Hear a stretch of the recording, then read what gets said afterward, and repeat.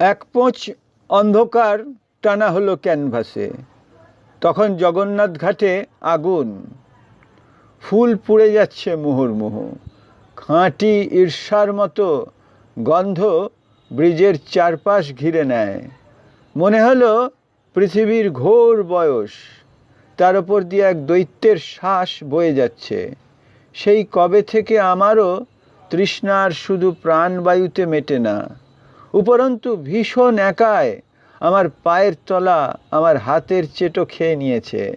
মনে পড়ে হাপুস আদরের শেষে কুপিত বিছানায় ফেলে এসেছি শুধু লতি শব্দটি। খিদে, ভীষণ খিদে।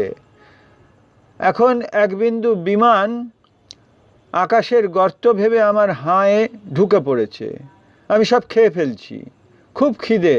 আমি তাই খেয়ে ফেললাম জীবনের সরলতা, যা কিনা ছিল নয়াঞ্জলির পাশে ডাব গাছের সারির মতো আলতো। আমি খেয়ে ফেললাম মানুষের অপূর্ব অশ্রুপাত, যা কিনা ছিল সকালের কুরনো ফুলের থেকেও বেশি নীরব। তখন ঘোর রাত, চারিদিকে চর্বণ শব্দ, এক পোঁচ অপরাধবোধ টানা হলো ক্যানভাসে। রাত্রির সে আচমকা রং, খিদে।